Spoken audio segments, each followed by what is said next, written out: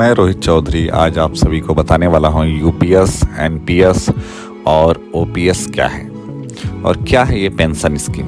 तो अंत तक वीडियो तक बने रहिएगा और देखिएगा ज़रूर। पिछले हफ्ते केंद्र की नरेंद्र मोदी सरकार ने यूनिफाइड पेंशन स्कीम को मंजूरी दिया था। इस स्कीम के तहत केंद्रीय सरकारी कर्मचारियों को गारंटीड पेंशन मिलेगी। यह तीसरी पेंशन योजना है। इससे पहले ओल्ड पेंशन स्कीम और एनपीएस लाया गया था। आइए जानते हैं कि ओपीएस, यूपीएस और एनपीएस में क्या बेहतर रहेगा। यूपीएस यूनिफाइड पेंशन स्कीम में कर्मचारियों को 25 साल की नौकरी के बाद आखिरी वर्ष के औसत मूल वेतन के 50% के बराबर पेंशन मिलेगी। यूपीएस में कर्मचारियों के अंशदान को एनपीएस की मौजूदा व्यवस्था के 10% के बराबर ही रखा गया है, जबकि सरकार ने अपने अंशदान को 14 से बढ़ाकर 18.5% करने का निर्णय लिया गया है। इस पेंशन योजना में पारिवारिक पेंशन, गारंटी शुदा न्यूनतम पेंशन और रिटायरमेंट के बाद एक मुक्त भुगतान के भी प्रावधान किए गए हैं। यूपीएस लागू करने से एरियर के रूप में चालू वित्त वर्ष में सरकार को करीब 800 करोड़ रुपए व्यय करने पड़ेंगे, जबकि यूपीएस के लिए लगभग 6,250 करोड़ रुपए खर्च करने होंगे। 1 जनवरी 2004 के बाद सेवा में आने वाले जितने कर्मचारी सेवानिवृत्त हो चुके हैं या 1 अप्रैल 2025 तक सेवानिवृत्त होंगे, उन्हें भी इस विकल्प को चुनने का अवसर मिलेगा। ऐसे सेवानिवृत्त कर्मचारियों को उनके रिटायरमेंट बेनिफिट को भी कैलकुलेट करके बकाया का ब्याज समेत भुगतान किया जाएगा।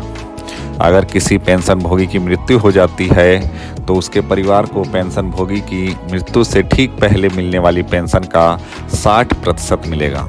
इस पर डीआर भी 60% दिया जाएगा। कोई कर्मचारी अगर न्यूनतम 10 साल की सेवा के बाद कोई नौकरी छोड़ता है तो कम से कम 10,000 रुपये पेंशन मिलेगी। अधिक नौकरी करने वालों को उसी अनुपात में अधिक पेंशन मिलेगी।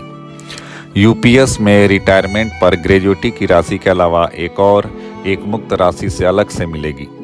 यह राशि सेवा काल में हर 6 महीने की सेवा के बदले 1 माह के मासिक वेतन प्लस डीए का 10वां हिस्सा जुड़कर सेवानिवृत्त पर मिलेगा। ओल्ड पेंशन स्कीम के तहत सरकारी कर्मचारी को पेंशन के लिए कोई योगदान नहीं करना पड़ता था। सरकार की तरफ से आखिरी सैलरी का 50% भुगतान पेंशन के तौर पे सरकारी कर्मचारियों को दिया जाता था। आइए जानते हैं जीपीएफ का क्या है कैलकुलेशन। वही फंड की बात करें तो सरकारी कर्मचारियों का 10% हिस्सा सैलरी में कटता है। यही ब्याज के साथ रिटायरमेंट के वक्त कर्मचारियों को मिलता है। कुछ डिपार्टमेंट में जीपीएफ अपनी स्वेच्छा से अधिक योगदान करने का विकल्प कर्मचारियों को मिलता है। आइए समझते हैं कुछ पुरानी पेंशन की योजना। पुरानी पेंशन योजना में सरकारी कर्मचारी के पास पेंशन बेचने का विकल्प रहता है। रिटायरमेंट के समय मान लीजिए किसी कर्मचारी की पेंशन 25,000 रुपये बन रही है और वह 5,000 रुपये की पेंशन बेच देता है तो उसे हर 100 रुपये पर 115 रुपये का भुगतान एक साथ किया जाता है।